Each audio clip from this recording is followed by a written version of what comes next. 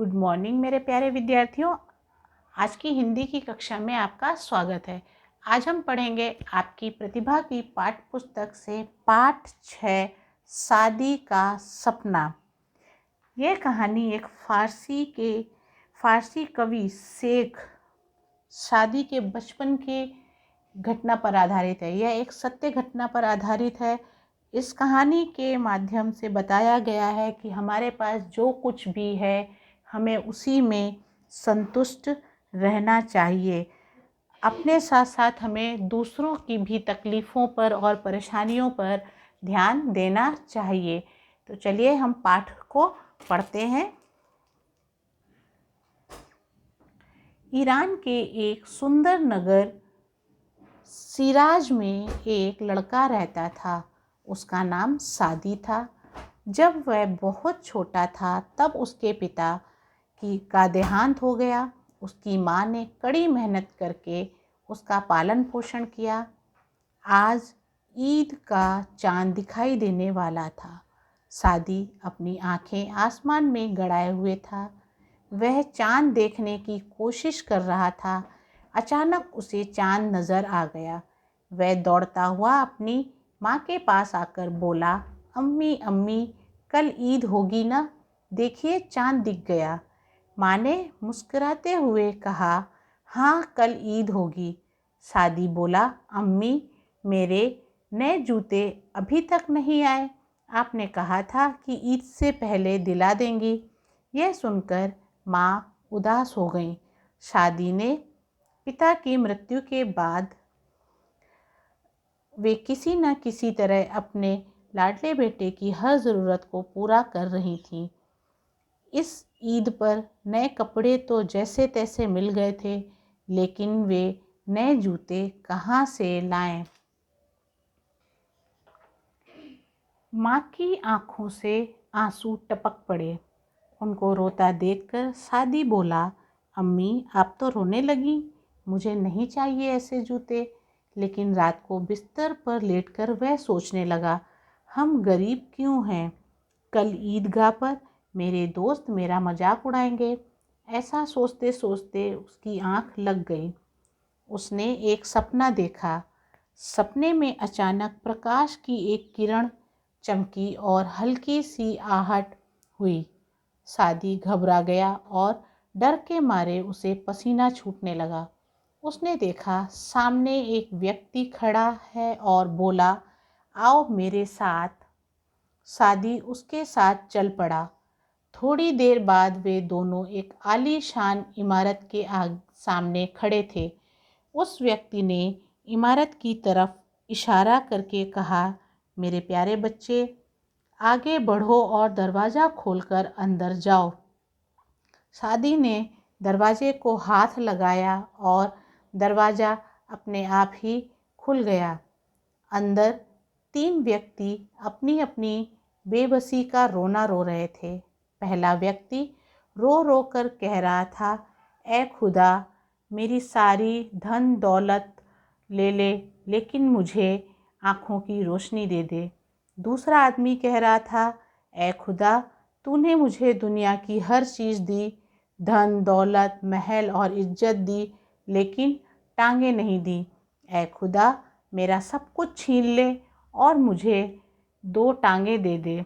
तीसरा आदमी भी बहुत दर्द भरी आवाज़ में कह रहा था, ऐ खुदा मुझे तू सुनने की ताकत दे दे और मुझसे दुनिया की हर चीज़ छीन ले। यह दृश्य देखकर सादी के दिमाग में एक सच्चाई उतर गई। अरे दुनिया में तो हमसे भी बेबस और दुखी लोग रहते हैं। सादी ने मुड़कर देखा तो उसे वह व्यक्ति दिखाई नहीं दिया जो वहाँ उसे लाया था। तभी माँ ने सादी के सिर पर हाथ फेरते हुए कहा, सादी उठो, क्या ईदगाह नहीं जाओगे? सुबह हो गई है। सादी की नींद टूट गई। माँ ने मुस्कुराकर कहा, अगर खुदा ने चाहा तो अगले साल तुम्हारे लिए नए जूते खरीद लूँगी। नहीं अम्मी, मुझे नहीं चाहिए नए जूते, सादी ने कहा। सपने की सारी कहानी माँ को सुनाकर वह बोला, अम्मी, मैं नहीं जानता था कि दुनिया में इतने बेबस लोग भी रहते हैं जिनके पास देखने, सुनने और चलने फिरने की ताकत भी नहीं होती है। मुझे तो खुदा ने 2 आँखें, 2 टांगें और 2 कान दिए। इसके लिए मैं खुदा को बहुत बहुत धन्यवाद देता हूँ। यही नन्हा बालक बड़ा होकर शेख सादी के नाम से फ़ारसी का प्रसिद्ध कवि हुआ। संदेश: संतोष में ही सुख की अनुभूति है। तो मेरे प्यारे बच्चों, पाठ पढ़कर आपने देखा हमें उन सभी चीज़ों से संतुष्ट रहना चाहिए। हमें जो कुछ भी ईश्वर ने दिया है, कभी भी आप अपने से नीचे वालों को देखिए कि उनके पास क्या नहीं है। ईश्वर ने आपको सभी कुछ दिया है। सबसे अच्छी चीज़ तो आपको हाथ पैर, एक स्वस्थ शरीर दिया है। तो ईश्वर का धन्यवाद अदा कीजिए और संतुष्ट रहिए। उसके बाद ये शब्दार्थ हैं जिन्हें हमें आप अपनी हिंदी की नोटबुक में लिखना है। देहांत: देहांत का हिंदी में दूसरा अर्थ होता है मृत्यु। प्रसिद्ध: विख्यात या मशहूर। आलीशान मतलब भव्य या शानदार। इज्जत, सम्मान। गड़ाए: टकटकी लगाकर देखना। इमारत मतलब भवन। लाडला, दुलारा या प्यारा। व्यक्ति, आदमी। प्रकाश, रोशनी। बेबस, लाचार। धन्यवाद, शुक्रिया, खुदा, ईश्वर। ये थे आपके शब्दार्थ। प्रश्नोत्तर हम अपनी हिंदी की नोटबुक में करेंगे, वो नोट्स मैं आपको भेजूंगी। आगे आते हैं पेज नंबर 41 पे।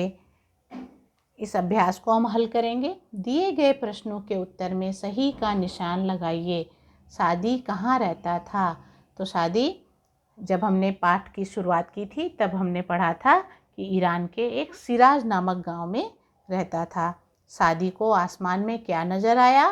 तो सादी ईद के इंतज़ार में आसमान में जब टकटकी लगाकर देख रहा था तो उसे चांद नज़र आया। सादी बड़ा होकर क्या बना? सादी बड़ा होकर कवि बना। इन प्रश्नों के उत्तर हम नोटबुक में करेंगे।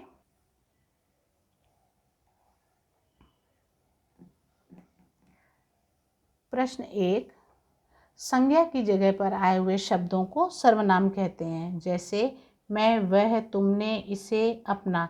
तो हमें जो भी पाठ में अनुच्छेद में, ये पैराग्राफ है ना, इसको अनुच्छेद बोलते हैं। तो अनुच्छेद में सर्वनाम शब्दों को अंडरलाइन करना है। रेखांकित अर्थात अंडरलाइन करना। सादी अपनी आंखें आसमान में गड़ाए हुए था। तो यहाँ पर अपनी शब्द जो है ना वह आएगा, सर्वनाम शब्द है। वह शब्द सर्वनाम है। चांद देखने की कोशिश कर रहा था। अचानक उसे शब्द सर्वनाम है, इसे रेखांकित करना है। चांद नज़र आ गया। वह दौड़ता हुआ, यहाँ पर वह रेखांकित करना है। दौड़ता हुआ अपनी माँ के पास आकर बोला, अम्मी, मुझे शब्द रेखांकित करना है। चांद दिख गया। आपने कहा था, आपने को रेखांकित करना है कि ईद से पहले मेरे शब्द को रेखांकित करना है। जूते दिला देंगी। प्रश्न 2, कोष्ठक में दिए उचित सर्वनाम शब्द छांटकर खाली जगह भरिए। कोष्ठक अर्थात ब्रैकेट्स, ये ब्रैकेट्स में कुछ शब्द दिए हैं तो सही शब्द से आपको ये ब्लैंक भरने हैं। जब वह बहुत छोटा था तब उसके पिता का देहांत हो गया। सादी बोला, अम्मी, मेरे नए जूते अभी तक नहीं आए। रात को बिस्तर पर लेटकर वह जूतों के बारे में सोचने लगा। सादी ने अपनी माँ को सपने की सारी कहानी सुनाई।